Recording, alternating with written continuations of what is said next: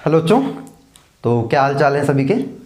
तो आज की ये जो हमारी क्लास है, इस क्लास में हम लोग अपना बोर्ड एग्ज़ाम से रिलेटेड क्वेश्चंस को करेंगे। ठीक है, जितने भी हमारे बोर्ड एग्ज़ाम में आए हुए प्रीवियस क्वेश्चन हैं, ऑर्गेनिक केमिस्ट्री के ऑब्जेक्टिव क्वेश्चन। ठीक है, इस क्लास में हम ऑर्गेनिक केमिस्ट्री के सारे ऑब्जेक्टिव क्वेश्चन, लगभग 40 क्वेश्चन होंगे, उनको कर लेंगे। तो हमारे एग्ज़ाम में अगर ऑर्गेनिक केमिस्ट्री का कोई भी ऑब्जेक्टिव आएगा तो वो रह नहीं जाएगा। और इन ऑब्जेक्टिव क्वेश्चन को करने के साथ साथ आप इन ऑब्जेक्टिव क्वेश्चन से एक एक नंबर वाले प्रश्न भी सीख जाओगे। ठीक है, उसके अलावा कुछ कन्वर्जन भी इसमें आप करना सीख जाओगे। ठीक है, तो चलिए बिना देरी के शुरू करते हैं जल्दी से। तो जैसे इसमें देखेंगे आप, तो क्या है बेटा, पहला इनुलिन के जल अपघटन से क्या प्राप्त होता है? इनुलिन के जल अपघटन से फ्रक्टोज प्राप्त होता है। ठीक है, फिर अगला क्वेश्चन देखेंगे। अगला क्वेश्चन क्या है, कह रहा है एमाइडों से एमीन बनाने में प्रयुक्त होता है बेटा हाफमैन ब्रोमामाइड विधि में ब्रोमीन और केवेज प्राप्त होता है। फिर अगला क्वेश्चन देखेंगे। अगला क्वेश्चन कह रहा है सबसे अधिक क्षारकीय एमीन होता है। थोड़ा सबसे अधिक क्षारकीय एमीन वो होगा जिसमें नाइट्रोजन पे इलेक्ट्रॉन घनत्व सबसे ज़्यादा होगा।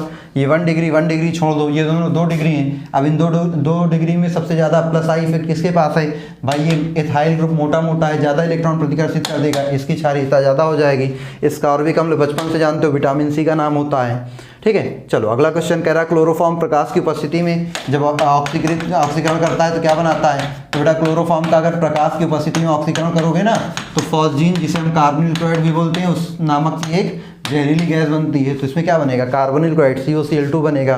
फिर कह रहा CH3 का थ्राइस N है, तो N से 3 एल्किल समूह जुड़े हैं, तो N से 3 एल्किल समूह जुड़े हैं, तो ये बेटा जाहिर सी बात है तृतीयक एमीन होगा, है ना। चलिए फिर अगला क्वेश्चन क्या कह रहा है, कार्बिलेमीन अभिक्रिया में क्या बनता है? तो बेटा कार्बिलेमीन अभिक्रिया तो आप जानते ही हो कि जब हम एक प्राथमिक एमीन की अभिक्रिया किससे? क्लोरोफॉर्म से कराते हैं KOH की उपस्थिति में, तो यहाँ पे क्या बनता है? आइसोसाइनाइड बनता है। इस अभिक्रिया को आइसोसाइनाइड परीक्षण के नाम से भी जाना जाता है। तो क्या बनता है? आइसोसाइनाइड। तो ये दूसरा नंबर का क्वेश्चन सही हो जाएगा। चलिए नोट करते रहिएगा। ठीक है, अगला क्वेश्चन कह रहा है कौन सा डाइसैकेराइड होता है? आपको बचपन से पता है, ये दोनों मोनोसैकेराइड है, ये आपका डाइसैकेराइड है। कौन? सुक्रोज डाइसैकेराइड होता है। फिर अगला क्वेश्चन क्या कह रहा है, फिनॉल को नाइट्रिक अम्ल के साथ गर्म करने पर प्राप्त होता है। ठीक है, तो फिनॉल को नाइट्रिक अम्ल के साथ गर्म करने पर बेटा पिक्रिक अम्ल प्राप्त होगा। क्या प्राप्त होगा? पिक्रिक अम्ल प्राप्त होगा। ये फिनॉल को नाइट्रिक अम्ल के साथ गर्म करेंगे, ये फिनॉल है, इसको नाइट्रिक अम्ल के साथ ज़्यादा देर तक गर्म करेंगे तो यहाँ सारी ऑर्थो और पैरा पोजीशन पे क्या लग जाएगा? NO2। यही आपका क्या हो जाएगा? पिक्रिक अम्ल। क्या हो जाएगा? पिक्रिक अम्ल। ठीक है, अगला क्वेश्चन कह रहा है रोजनमुंड अपचयन द्वारा क्या प्राप्त होता है? तो बेटा रोजनमुंड अपचयन जो होता है उसे हम एल्डिहाइड के निर्माण के लिए प्रयोग करते हैं। रोजनमुंड अपचयन का प्रयोग एल्डिहाइड के निर्माण के लिए किया जाता है। पैलेडियम बेरियम सल्फेट की उपस्थिति में होता है। तो यहाँ बनता है RCHO और एक HCl क्या हो जाता है? निकल जाता है। तो बेटा इसका प्रयोग करते हैं एल्डिहाइड के निर्माण के लिए। ठीक, चलिए अगला क्वेश्चन देखेंगे। अगला क्वेश्चन कहता है आयोडीन और क्षार के साथ गर्म करने पर कौन आयोडोफॉर्म नहीं देगा? तो सिंपल सा आपसे क्वेश्चन ये कह रहा है कौन से यौगिक है जो आयोडोफॉर्म नहीं देता है? तो आपको पता है वे यौगिक जिनके पास CH3CO समूह होते हैं या वह ऑक्सीकृत होकर CH3CO समूह बना लेते हैं, वही आयोडोफॉर्म देते हैं। तो CH3C डबल बॉन्ड हो CH3, इसमें CH3CO समूह है, आयोडोफॉर्म देगा। CH3OH, इसमें CH3O नहीं है, यही वाला है जो नहीं देगा। तो यही ऑप्शन सही होगा। बाकी दोनों चेक कर लेते हैं। CH3CH2OH एथेनॉल है, इसको ऑक्सीकृत करोगे एसिटल्डिहाइड बनेगा। इसमें CH3CO समूह है, ये भी देगा। एसिटल्डिहाइड CH3CO समूह ये भी देगा। इसी के पास CH3CO समूह नहीं है ना, तो ये बना सकता है, इसलिए ये आयोडोफॉर्म अभिक्रिया नहीं देगा। अगला क्वेश्चन, निम्न में से कौन सा क्षारक DNA में कौन सा क्षारक नहीं होता? बेटा यूरेसिल RNA में होता है, DNA में नहीं होता। अगला क्वेश्चन देखते हैं। अगला क्वेश्चन कह रहा है निम्न में से कौन कार्बिलेमीन अभिक्रिया नहीं देगा? तो बेटा कार्बिलेमीन अभिक्रिया प्राथमिक एमीन देते हैं, द्वितीयक एमीन नहीं देता है। तो देखो ये द्वितीयक एमीन है ना, ये कार्बिलेमीन अभिक्रिया नहीं देगा। RNA में कौन कौन उपस्थित होता है? RNA में उपस्थित होता है ग्वानिन, एडेनिन, साइटोसिन और यूरेसिल। एडेनिन, ग्वानिन, साइटोसिल और यूरेसिल, ये होता है किसमें? RNA में। चलिए अगला क्वेश्चन देखेंगे। अगला क्वेश्चन कह रहा है अमीनो का जलीय विलयन क्या होता है? अमीनो का जलीय विलयन बेटा उभयधर्मी होता है। फिर कह रहा है दूध में उपस्थित शर्करा लैक्टोज होती है। बड़ा आसान क्वेश्चन था। ठीक है, फिर आपका अगला क्वेश्चन क्या है? सबसे मीठी शर्करा होती है, सबसे मीठी शर्करा फ्रक्टोज होती है। सबसे मीठी शर्करा कौन? फ्रक्टोज होती है। अगला क्वेश्चन क्या है? लुकास अभिकर्मक के प्रयोग से किसे पहचाना जाता है? तो बेटा लुकास अभिकर्मक के प्रयोग से पहचाना जाता है एल्कोहल को, प्राथमिक, द्वितीयक और तृतीयक एल्कोहल को। फिर कह रहा है निम्न में से कौन सा यौगिक फेलिंग विलयन को अपचयित नहीं करता है? जितने एल्डिहाइड हैं सब अपचयित करेंगे और फॉर्मिक अम्ल अपचयित करेगा, ये होगा जो नहीं अपचयित करेगा। मतलब इस क्वेश्चन का सही आंसर है CH3COH, जो इसको अपचयित नहीं करेगा।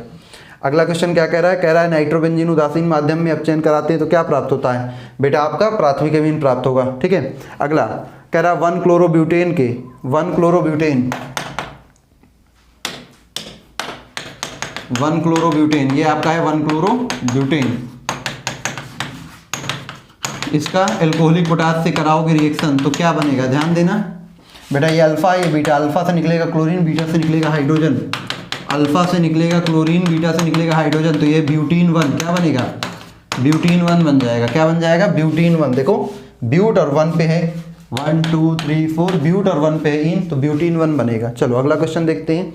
अगला क्वेश्चन आपके सामने ये रहा, क्लोरोफॉर्म प्रकाश की उपस्थिति में वायु द्वारा धीरे धीरे ऑक्सीकृत होकर क्या बनाएगा? तो वायु द्वारा धीरे धीरे ऑक्सीकृत होकर फॉस्जिन गैस बनाएगा, अभी तो बताया था। फॉर्मेलिन किसका विलयन होता है? फॉर्मेल्डिहाइड का विलयन होता है। लुकास अभिकर्मक क्या होता है? HCl को लुकास अभिकर्मक कहते हैं, है ना। चलिए अगला क्वेश्चन देखेंगे।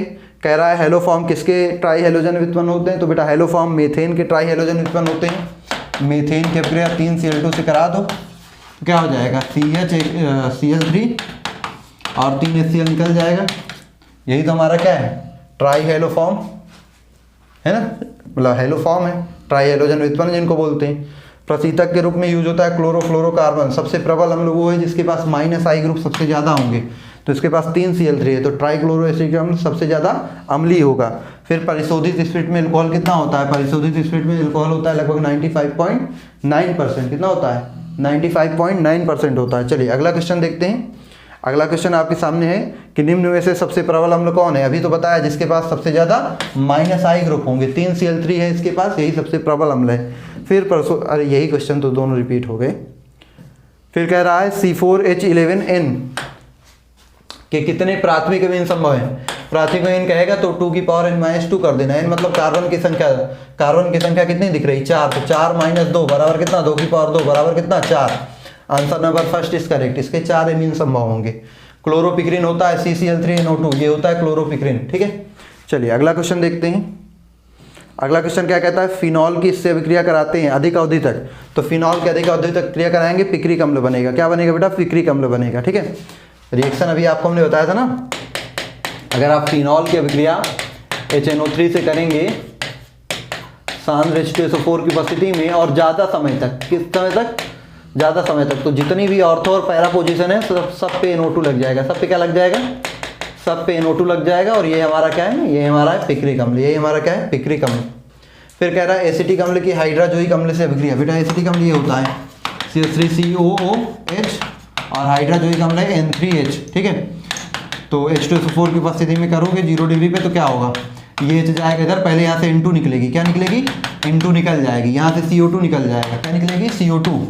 ये वाला H गया इस पे, N2 निकल गया, बचा था NH, ये H गया उस पे तो बन गया NH2, और NH2 वापस CH3 पे आ जाएगा तो बन जाएगा CH3NH2। क्या बनेगा बेटा? CH3NH2। तो इसका आंसर हो जाएगा मेथिलेमीन। क्या हो जाएगा इसका आंसर? मेथिलेमीन। चलिए अगला क्वेश्चन देखते हैं। अगला क्वेश्चन है सुक्रोज है एक, जानते ही हो सुक्रोज क्या है? डाइसेक्राइड है। फिर कह रहा है H2SO4 की उपस्थिति में फिनॉल को थैलिक एनहाइड्राइड के साथ गर्म करने पर क्या बनता है बेटा? तो इस अभिक्रिया में फेनोफ्थलीन बनता है, याद रखिएगा फेनोफ्थलीन बनता है। ठीक है, फिर एसिटिक अम्ल की डाइज़ोमीथेन से अभिक्रिया से बनने वाला यौगिक आपको पहले ही बताया हुआ है। एल्कोहलिक KOH की उपस्थिति में किस मिश्रण के साथ कार्बिलेमिन परीक्षण किया जाता है? कार्बिलेमिन परीक्षण पहले ही बताया हुआ है, त्रिहाइलोजेनिक मीथेन और एक प्राथमिक अमीन के साथ, है ना। दूसरा वाला ऑप्शन। सेलुलोज क्या होता है? पॉलीसेकेराइड होता है, बताया हुआ है आपको। जब क्लोरोफॉर्म सांद्र नाइट्रिक अम्ल से क्रिया करता है तो क्लोरोफॉर्म की सांद्र नाइट्रिक अम्ल से क्रिया द्वारा बेटा क्लोरोपिक्रिन बनता है। क्या बनता है? क्लोरोपिक्रिन बनता है। फिर कह रहा है कौन सा फेलिंग विलयन का अपचयन नहीं कर सकता? अभी ऊपर ये क्वेश्चन आया हुआ था, एसिटिक अम्ल, है ना। लुकास अभिकर्मक के प्रयोग से मोनोहाइड्रिक एल्कोहल में विभेद किया जा सकता है, तो बेटा प्राथमिक, द्वितीयक, तृतीयक तीनों में अंतर किया जा सकता है ना। चलिए अगला क्वेश्चन देखते हैं। कह रहा निम्नलिखित में से पिक्रिक अम्ल कौन है? तो पिक्रिक अम्ल क्या होता है बेटा? यही है ना, 2 पे भी NO2, ये OH, ये NO2, यहाँ भी NO2, यहाँ भी NO2, ये आपका है 2,4,6 ट्राई नाइट्रोफिनॉल, 2,4,6 ट्राई नाइट्रोफिनॉल, ये थर्ड वाला। अगला क्वेश्चन क्या कह रहा है, विलोपन कह रहा है। तो देखो ये अल्फा कार्बन, ये बीटा कार्बन, तो अल्फा से भी हाइड्रोजन, अल्फा से ब्रोमीन निकल जाएगा, बीटा से हाइड्रोजन निकल जाएगा, तो बनेगा ब्यूट-2-इन, 1 2 3 4, क्या बनेगा ब्यूट-2-इन, तो ब्यूटीन 2 बनेगा बेटा, क्या बनेगा ब्यूटीन 2 बनेगा। चलिए अगला क्वेश्चन कह रहा है नाइट्रोबेंजीन का प्रबल अम्लीय माध्यम में अपचयन कराओगे तो क्या बनेगा, तो एनिलीन।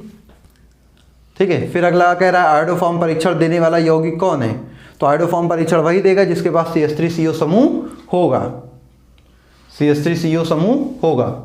तो देखो इसके पास CH3CO समूह नहीं है, इसके पास भी CH3CO समूह नहीं है, इसके पास भी CH3CO समूह है और इसके पास CH3CO समूह नहीं। कैसे है, इसका ऑक्सीकरण कर देंगे, क्या करेंगे ऑक्सीकरण, तो इसका जब ऑक्सीकरण करेंगे ना तो यहाँ पे बनेगी एसीटोन, और एसीटोन में CH3CO समूह होता है, तो ये देगा, जिसके पास CH3CO समूह है वही देगा। फिर क्लोरोफॉर्म ऑक्सीकरण पे फॉस्जीन देता है, ये आपको पता है। क्लोरोबेंजीन की क्यूप्रस ऑक्साइड की उपस्थिति में अमोनिया से क्रिया कराओगे एनिलीन बनेगा, ये भी आपको पता है। इनुलिन के जल आवटन से फ्रक्टोज बनेगा, ये भी आपको पता है। कार्बोहाइड्रेट हमारे शरीर में रिजर्व ग्लूकोज का काम करता है, वो होता है ग्लाइकोजन, जो कि रिजर्व ग्लूकोज का काम करता है।